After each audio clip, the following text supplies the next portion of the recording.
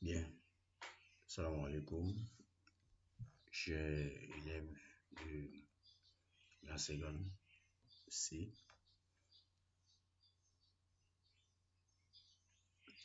Bien, nous continuons nos cours de formation à distance. La situation oblige. Après la révision sur la méthodologie, les 2 vidéos qui sont passées, nous venons rapidement sur le cours aménagé par le ministère de l'Éducation nationale. Bien, il nous a demandé de faire certains cours, surtout ce cours-là, les peuples de Côte d'Ivoire, diversité et unicité, qui est pratiquement le dernier cours de l'année. Et ce cours, on va le faire sur plusieurs vidéos de 10 minutes. Vous allez chaque fois vous imprégner. Bien, comme je l'ai dit, le cours porte sur les peuples de Côte d'Ivoire, diversité et unicité. Retenez que en Côte d'Ivoire, il y a plus de 60 ethnies, plus. Voilà, plus, parce qu'au moins 60, non plus que ça. Et ces 60 ethnies appartiennent à des groupes ethniques qu'on appelle les aires culturelles. Et ces aires culturelles-là appartiennent, comment dirais-je, aux différentes localités de la Côte d'Ivoire. Et c'est là où on se pose la question de savoir les peuples de Côte d'Ivoire qui sont déjà installés, ces peuples-là, comment ont-ils fait pour être là où ils sont et quelle est la relation qui existe entre les différents peuples pour qu'on ait une Côte d'Ivoire actuellement unie dans sa diversité. Donc c'est ça le titre du cours qu'on va voir. Mais avant ça, si on était en classe, on allait faire la situation d'apprentissage, mais c'est pas grave, on ne le fera pas. On va sauter cette situation-là. On va directement aller à l'introduction. Pour l'introduction, il faut retenir que l'occupation de la Côte d'Ivoire est très ancienne. Si on estime que les Ivoiriens sont arrivés avant, au moins dans la période de la préhistoire. Parce que quand on fait les fouilles, on trouve des traces de la préhistoire, que ce soit le néolithique, que ce soit le paléolithique et le néolithique, on trouve des traces. Donc, ce qui veut dire que le territoire ivoirien était habité pendant la préhistoire. Donc, voilà pourquoi cette occupation est très ancienne. Et elle remonte à la préhistoire, comme je l'ai dit. Et on peut retenir que la préhistoire, que la Côte d'Ivoire, pardon, a été peuplée par des populations d'origines diverses. Comme je le disais tantôt, et des populations, on peut estimer les ethnies autour de 60 et plus. Et tous ceux-là sont venus d'origines diverses. Ils ne sont pas venus du même camp. Voilà pourquoi quand on prend la carte de la Côte d'Ivoire, vous allez voir qu'on est encadré par des pays limitrophes. Et quand tout à l'heure on voit une carte, vous allez voir qu'il y a des flèches qui quittent dans ces pays-là vers la Côte d'Ivoire. Je dis que ces pays-là et ces populations sont déplacées de ces différentes régions-là vers le territoire ivoirien. Mais il y a des raisons à tout ça, mais on le verra. Et comme on l'a dit, ces 60 ethnies sont regroupées en 4 grands aires culturelles. Les 4 grands aires culturelles que je viens de citer. L'aire culturelle Akan, l'aire culturelle Gour, qu'on appelle souvent voltaïque, l'aire culturelle Kou et l'aire culturelle Mandé. Voilà les 4 grands groupes. À l'intérieur, il peut y avoir des divisions, des sous-groupes, mais voilà les 4 grands groupes. Quand on regroupe sur tous les plans, voici les aires culturelles qu'on retrouve, que les gens de cas appellent les groupes ethniques. Voilà, les groupes ethniques, les grands groupes ethniques. Maintenant, c'est pour la question comment ces peuples sont-ils déplacés et où sont-ils installés? Voilà la question qu'on va se poser. Et quelle est l'organisation que ces peuples ont mis en place? Les organisations mises en place par ces peuples. On va voir. Et pour qu'ils puissent vivre ensemble aujourd'hui, ce qu'on a dit. Il faut qu'on ait une idée de cette organisation-là. Donc, voilà l'introduction ce qu'on pouvait dire sur... si on était toujours en classe, on allait utiliser un document de Jean-Noël Loukou. qui allait nous donner un nombre d'éléments qu'on allait exploiter. Mais retenons que ce document-là, quand on allait faire sa lecture et les centres d'exploitation, on allait trouver comme idée générale les premiers habitants de la Côte d'Ivoire. Pourquoi on s'intéresse à ce document pour prendre les premiers habitants? C'est vrai, on ne veut pas de la Côte d'Ivoire. On a dit que le peuplement était très ancien. Comme le peuplement est ancien, il faut voir quels sont réellement les premiers qui sont arrivés, même si c'est dans la préhistoire ou mais qui étaient là en place. Quand on rentre dans la recherche, on va fréquenter les peuples qui sont là en place. On va essayer de demander quelle est l'origine. Vous allez voir que dans toutes les régions, dans tous les grands groupes, il y a un certain nombre d'éléments qui vont se recouper, un certain nombre d'informations qu'on retrouve. Tous les peuples seront d'accord pour dire que avant leur arrivée, ce qui était là, il y avait des personnes qu'on appelait, qu'on leur donne le nom de pygmées. Le nom de pygmées. Les pygmées. Et quand on demande un peu comment étaient ces hommes-là, on va dire, c'est des gens qui étaient de petites tailles, avec beaucoup de cheveux, des pilosités développées. Aussi, ils avaient une peau qui tendait sur le rouge, donc on appelle les peaux rougeâtres. Voilà. Donc, généralement, ces informations recoupaient sur des différents peuples. C'est ce qu'on retrouve comme information. Donc, c'est bien vrai qu'on n'arrive pas à démontrer au niveau des historiens, puisqu'on met ça dans une partie de l'histoire qu'on appelle les mythes d'autochtonie. Les mythes d'autochtonie, donc il y a des éléments qu'on n'arrive pas à démontrer en tant que tels, mais qui dans l'imaginaire populaire, le ressort ça. Mais on ne rejette pas l'univers de la mer. En attendant de trouver des éléments pour démonstration, on va les prendre comme si on était en mathématiques, comme des axiomes. Voilà, on a ça, mais on ne va pas démontrer. Voilà, donc en histoire aussi, voici notre axiome. C'est un élément des actions qu'on appelle les mythes d'autochtonie. On ne peut pas démontrer, mais on a les informations qui se recoupent, les gens en parlent. Or, pas négligé. Comme si on a les sciences sociales, on ne néglige pas tout, on prend. En attendant qu'un jour, peut-être un scientifique fera une démonstration cartésienne ou logique. Mais pour l'instant, on les garde. Donc, on suppose qu'en Côte d'Ivoire, ce qui étaient les premiers, c'était les pygmées. Mais aujourd'hui, quand on regarde, ces pygmées-là ne sont plus en Afrique de l'Ouest. Généralement, on les attribue à un peuple qui se trouve actuellement en Afrique centrale, dans la forêt amazonienne, en Afrique centrale. On les voit les peuples au Brésil, en Afrique centrale. Au Gabon, on va trouver des peuples qu'on appelle les pygmées. Voilà. Mais eux, ils sont un peu grands en termes de morphologie. Est-ce qu'entre-temps, il n'y a pas eu de changement par rapport à leur développement? Bon, point d'interrogation. Mais c'est ce qui était avant l'arrivée de nos ancêtres.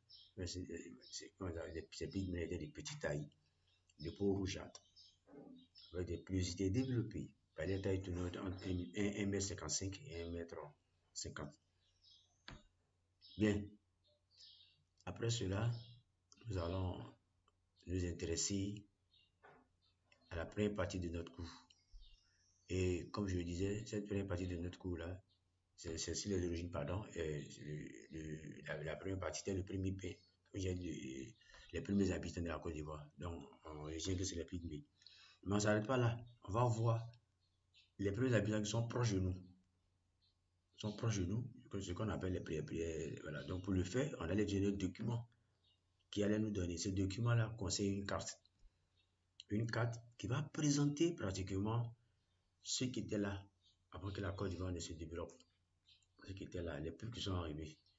Donc, on va, pour être plus explicite, c'est-à-dire qu'il y a des peuples ici, on ne pourra pas les maîtriser tant qu'on ne voit pas les positions sur la carte.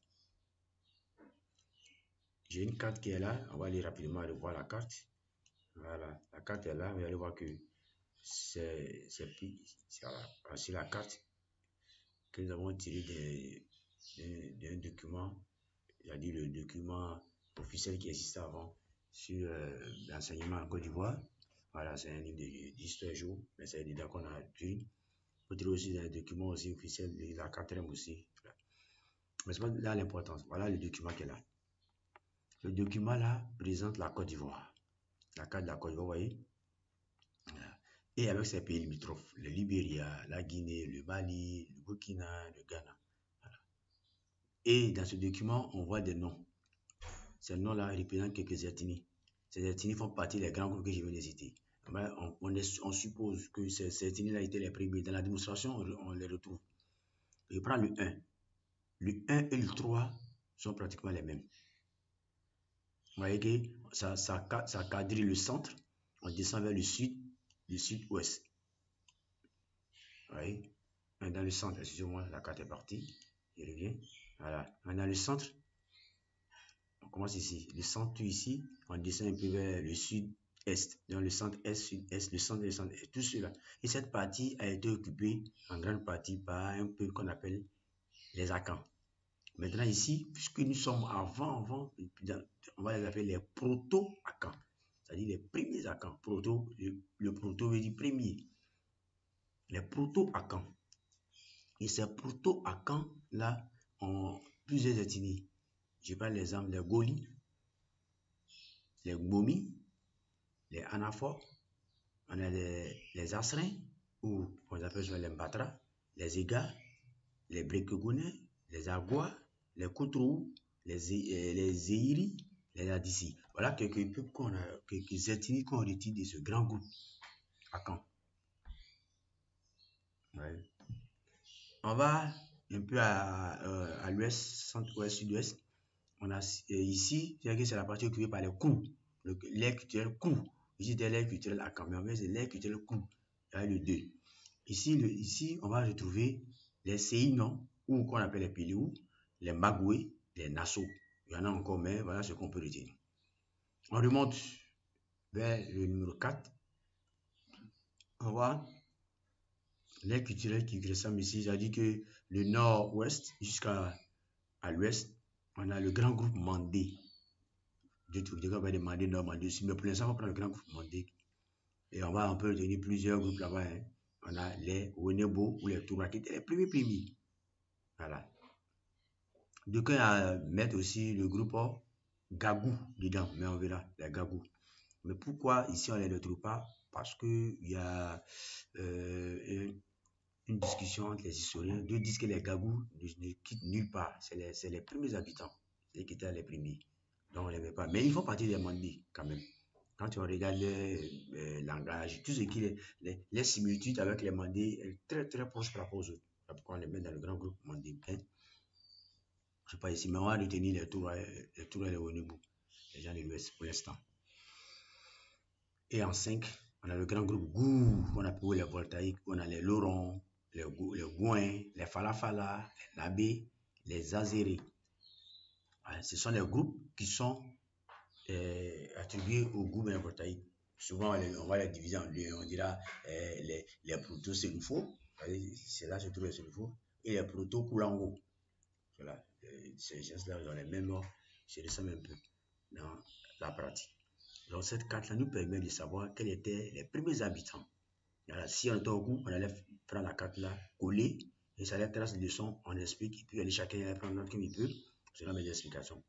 Voilà, et puis on a fini cette période. Donc, ça veut dire quoi? On retient que les premiers habitants, on a d'abord, par rapport à l'imaginaire, on a les pygmées que j'ai décrits, et aussi, on a nos premiers habitants qui sont plus proches de nous, que nous venons de dire, qui sont ces ethnies-là que nous venons de citer, au niveau de ces...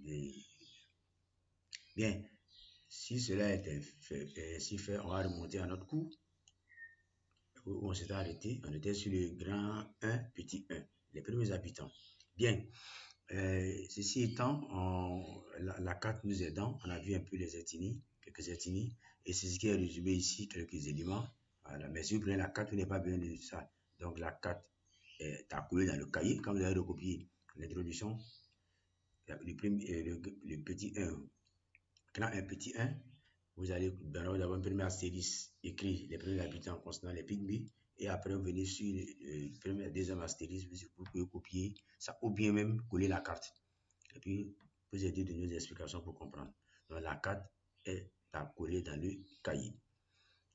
Bien, après ce petit 1, on va voir. On les a trouvés, mais comment ils ont fait pour être là? Comment? Oh, on parle de comment, on parle de mouvement, c'est-à-dire qu'ils ont migré, ils sont quittés d'un endroit vers là où ils sont, il y a une migration, ce qui nous amène directement à attaquer le petit 2, les migrations des peuples. Donc ça aussi, il faut comprendre comment les différents peuples ont migré vers là où ils se trouvent aujourd'hui. Les migrations peuvent être externes, c'est-à-dire on quitte de l'extérieur vers la Côte d'Ivoire, comme aussi au niveau interne, qui a fait quoi, l'autre a bougé, ou l'autre est resté, l'autre est quitté où. Donc c'est ça, c'est un mouvement migratoire qui vont se faire à l'intérieur du territoire ivoirien. C'est vrai qu'on a brosé cela un peu en cinquième, mais ici on va encore revenir sur ces différents aspects. Mais quand il parle d'immigration et de déplacement, c'est que je me déplace parce qu'il y a quelque chose. Donc voilà pourquoi on va parler de petit à les causes, les raisons qui ont amené les gens à se déplacer vers ces territoires-là. Donc ce qui fait qu'il faudrait forcément voir les causes des migrations. Et lorsqu'on fouille les documents, quand on lit, on se rend compte que les migrations ont plusieurs causes. Les causes, quand on les recoupe en grande partie, on va retrouver que les causes, on en trouvera des raisons de guerre. Les gens sont déplacés parce qu'il y a la guerre. Et on voit ça de nos jours. On est quelque part, il y a la guerre, ça nous arrange pas, on ne va pas mourir, on quitte l'endroit, on va ailleurs. Il y a aussi guerre, ça on appelle ça, ça rentre dans le cadre politique. Hein. Pourquoi on appelle ça la cause politique. On a aussi les raisons économiques. Les peuples sont à la recherche des terres fertiles. Ils sont là, ils sont dans un endroit où la terre n'est pas riche. Mais pourquoi rester ici? On ne mange pas bien. Donc, ils se déplacent vers un endroit où ils trouvent. Or, comme la Côte d'Ivoire était vers la basse côte, vers la forêt, la terre est riche. Les gens vont se déplacer vers ça. Donc, il y a ces raisons-là aussi qui vont se faire. Il y a aussi des causes qu'on appelle sociales. Il prend le cas de la famine, ou bien la richesse du bien-être. Voilà. On peut être quelque part, il n'y a pas la nourriture, il n'y a pas d'animaux, mais si on va faire la chasse, il n'y a pas on n'est pas à l'aise. Il faut aller ailleurs. Ou bien, autre élément, les catastrophes naturelles peuvent arriver. Ça peut être le volcan, ça peut être la sécheresse, ça peut être, tout cela. Voilà, quand on regroupe, voilà, ces différentes causes qui vont amener les gens à se déplacer d'un endroit à un autre. Donc, essentiellement aussi les causes qui vont provoquer le déplacement des différents peuples en Côte d'Ivoire vers le territoire ivoirien, qui, ma foi, regroupe différents éléments qui attirent, surtout au niveau des différentes causes-là. Voilà. Donc, voilà ce que je veux dire. Donc, dans l'explication, comme je l'ai ajouté en bas, voilà, il va y a plusieurs, voilà, donc on a les causes politiques, que je dis, éclatement des empires du Soudan et du Mali. C'est un peu l'histoire, hein. Lorsque les empires étaient là, quand ça s'est éclaté, on a vu le Mali, le Songhai, ces empires-là. Chaque fois quand les gens ont quitté là-bas pour venir vers le sud, les quatre grands empires étaient un peu au nord de la Côte d'Ivoire. C'est-à-dire la beaucoup du Sénégal, un peu la Côte d'Ivoire, le Niger, tout cela était là. Donc les gens vont descendre vers la forêt. Ces empires sont développés un peu en haut, où se trouve un peu la savane, c'est plus facile. Ils vont descendre vers. Donc on va voir la fondation de beaucoup des familles, des crises. Il y a aussi, sur le plan politique, il y a les crises au sein des familles royales. Voilà. À cause du pouvoir, on va s'entretuer. Celui qui a perdu va fuir. C'est le cas au Ghana, avec les Ashanti et les Pays-Bas qui sont déplacés vers ici. Les Agnis aussi. On va voir aussi au nord avec l'éclatement de l'Empire du Mali.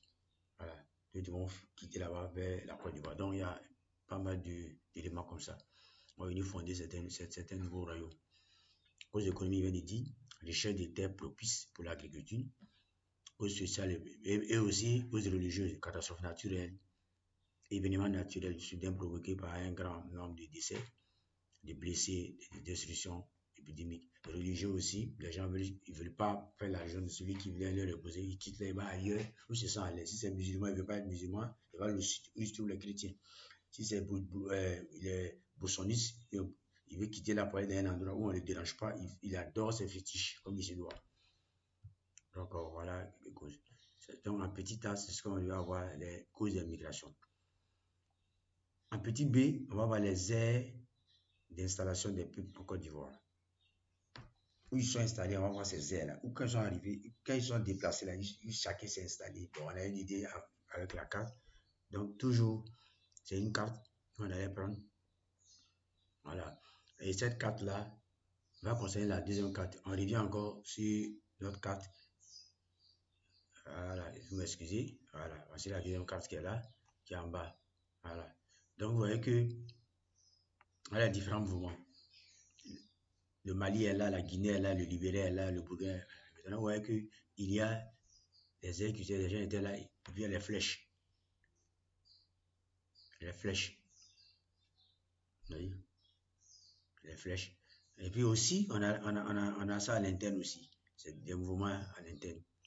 Voilà. Donc, ce peuple-là, ceux qui étaient les Abrons, quand ils vont venir se installer ici, les Agnis, ils ne vont pas aller très loin, ils sont là. Voilà. Donc, ça va voir et ça montre, les flèches montrent là où ils sont quittés, leur origine et là où ils veulent s'installer. Voilà. Donc, vous voyez qu'on aura ces différents peuples-là. Donc, quand on prend la légende, on va voir la migration avant le XVIe siècle. Migration du XVIe au XVIIe siècle, les migrations du XVIIe au XVIIIe siècle. Voilà. Donc, vous voyez que les différents figurés vont nous montrer. On prend les pointillés, vous allez voir, et les pointillés, c'est ceux qui sont déplacés dans le XIXe siècle. Les premiers, c'est ceux qui sont venus avant le XVIe siècle. Et voilà, ils ne sont pas nombreux. Je prends ce cas, ceux-là, ils étaient là et puis ils sont partis ici. Il y en a un qui est sorti de la Côte d'Ivoire. Je prends aussi ceux-là qui étaient là. Si on voit, c'est les Mandés. Ils se déplacent encore vers un autre endroit. Ça aussi, ça, les Koulango, les Proto-Koulango, c'est ceux-là qui descendent encore un peu en bas, vers Tanda. Ils étaient vers en haut. Voilà, il y a un paquet groupe encore, où ils sont encore, où ils sont encore. Je crois que c'est tout. Ici aussi, ceux-là qui font partie généralement des grands groupes à Caen. Étant où ils descendent, ils étaient un peu dans la sphère de Koulango. Ils vont descendre même vers le centre pour retrouver les frères. Ils s'appellent soit les Abrons ou les Agnis. Ça. Maintenant, quand on prend les migrations du 16e au 17e siècle, ils sont les plus nombreux. Vous voyez, ceux-là, les plus nombreux. Voilà. C'est la même, vous voyez que c'est le grand pactole. 90% de ces personnes sont déplacées. Et maintenant, les derniers, ceux-là, là, ça concerne beaucoup les Akans. Les derniers, ça, ici, il y en a quelque part, peut-être ça sera l'antenne, mais sinon, c'était les derniers à venir. Et ceux ici, c'est un groupe ici aussi, les derniers à venir. Voilà. Donc, le reste, c'est à l'interne. Donc, on va retenir qu'on a ces migrations-là et en interne et au niveau de l'extérieur. Donc, ces migrations, quand même, seront très bien enrichies. Donc, petit 2, vous voyez un peu ce que le petit 2 dit, les aires culturelles, les espaces occupés. Pardon. Voilà, donc, l'installation des peuples en Côte d'Ivoire, c'est fait par vague. Voilà, c'est fait par vague. Les trois principales vagues sont avant le XVIe siècle, du XVIe au XVIIe siècle, du XVIIe au XVIIIe siècle. Donc, il y en a eu trois vagues pour l'installation.